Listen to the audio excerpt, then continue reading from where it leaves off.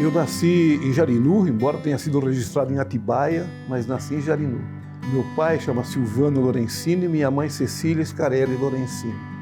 Segundo filho, né? Tenho mais 3 irmãos, um mais velho e 2 mais novos. Casei, me divorciei, tenho 2 filhos. Algum publicitário? Tenho um que trabalha comigo, o mais velho trabalha comigo, e o mais novo é formado em design gráfico e dá aula na faculdade do Senac em São Paulo.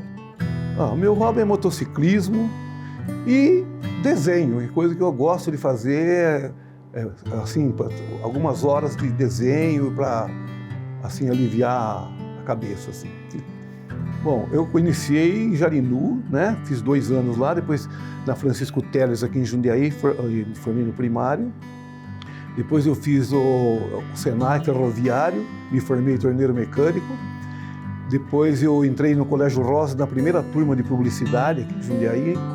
Fiz o curso e posteriormente entrei na Escola Superior de Propaganda e Marketing, onde me formei. E também, ao mesmo tempo, fiz a Pan-Americana de Arte também. A Gênesis nasceu em 1976, né? E até hoje eu estou com a empresa. A gente mudou um pouco as atividades, porque a publicidade teve uma série de mudanças, né? Então nós modificamos um pouco.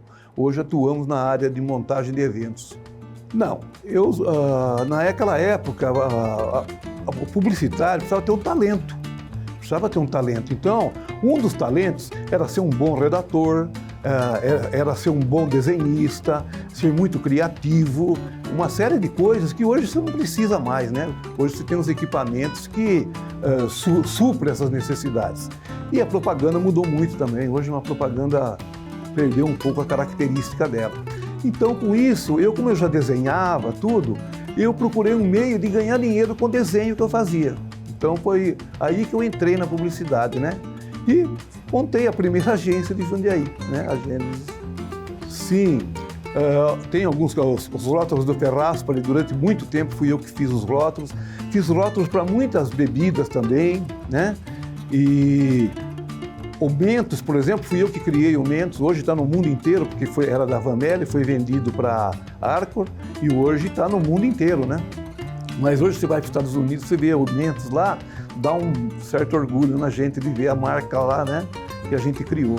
Então essas coisas me dão uma satisfação muito grande. Olha, na verdade eu não parei. Hoje ainda faço muita coisa de publicidade ainda, só não faço mais comercial de TV, por exemplo, que hoje a televisão também não é mais o melhor veículo para se veicular uma publicidade, rádio também, assim, está numa certa decadência, né? Mas eu ainda continuo atuando, por exemplo, de trabalhos gráficos, ainda faço muita coisa ainda. Eu comecei fazendo a Exprojum, fizemos durante 7 anos essa feira em Jundiaí. É uma feira onde você colocava lá mais de 100 empresas, mostrando qual o potencial de Jundiaí em todas as atividades da época, né? Então foi um evento de muito sucesso. Depois começou a haver aquela preocupação de gente querer fazer uma igual, sabe, umas brigas políticas, eu acabei parando de fazer esse evento aí. Mas com isso me deu um know-how para mim trabalhar. Hoje eu tenho uma empresa que monta stand e eventos praticamente no estado de São Paulo inteiro, né? Fora daqui? Fora também. Fora também. Inclusive, agora há 3 anos lá que a gente monta em Santa Catarina, o evento lá, uma feira de armamento, é a maior do Brasil essa feira, e eu tenho praticamente 3 clientes que todo ano estão participando desse evento aí, né? E fora isso também, Mato Grosso já montamos, no Nordeste, eu faço hoje o projeto e também a construção do stand.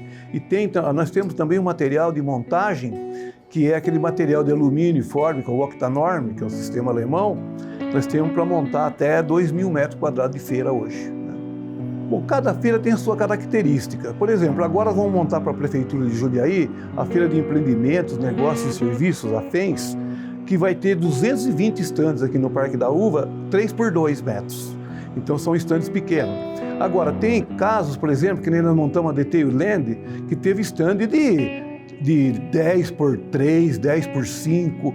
Então, como esse material é modulado, dá para você fazer uma série de alterações, de mudanças e tal. Bom, eu vou falar para você, eu sou que nem um dinossauro da história, porque Eu fui o primeiro funcionário aqui do Jornal de Jundiaí. Eu tinha 14 anos e, naquela época, a gente trabalhava na Linotipo, fazia o jornal no chumbo. E eu trabalhei na Linotipo. Trabalhei na Linotipo, depois mudou para sistema de calha de chumbo e foi indo, evoluindo. Depois veio o fotolito, uma série de coisas. E eu acompanhei toda essa história aí, né? Então, mesmo quando você foi assim, produzir um comercial de TV, você tinha que alugar um estúdio. Por exemplo, em Campinas, lá a gente usava da TV Campinas. E aquele sistema de fita de 1 polegada, então você tinha que preparar as artes tudo manualmente e levar para fazer a animação dessas artes, para gravar o comercial. Então tem os comerciais assim, homéricos, coisa espetacular que dessa fase aí, sabe? Que a gente produzia, mas só que a gente tinha que fazer tudo. Não é que nem hoje que você contrata uma pessoa para fazer uma coisa, para fazer outra. Naquele tempo você criava e tinha que produzir, mesmo a cenografia. Tem um comercial, por exemplo, da Madeiro, que nós fizemos a história do Noé. Noé está construindo a arca e ele precisa fazer as contas de quanto ele vai gastar de madeira, né? E daí Deus dá uma dica para ele na Madeiro. Então esse comercial, eu fiz a arca, então fizemos lá a animação com fumaça e tal. Ficou uma coisa sensacional, uma super produção. Ficou muito bonito esse comercial. A gente tinha que exatamente desenhar no fotolito e fazer a junção de fotografia reticulada com o que era traço.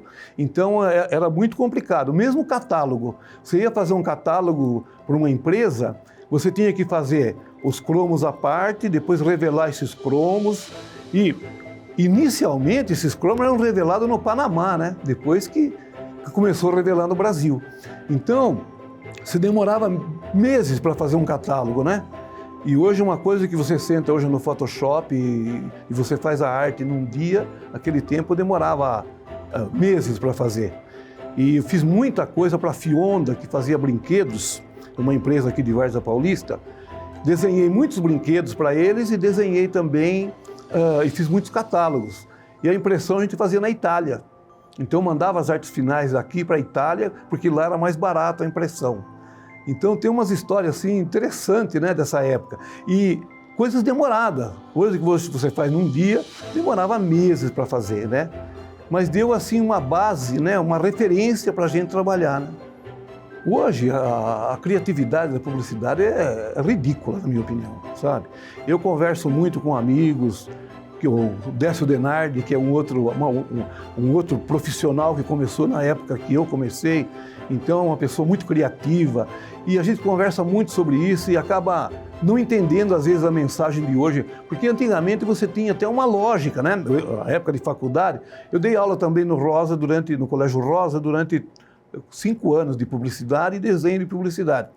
Então, a propaganda, ela é uma coisa científica, ela não é uma coisa prática.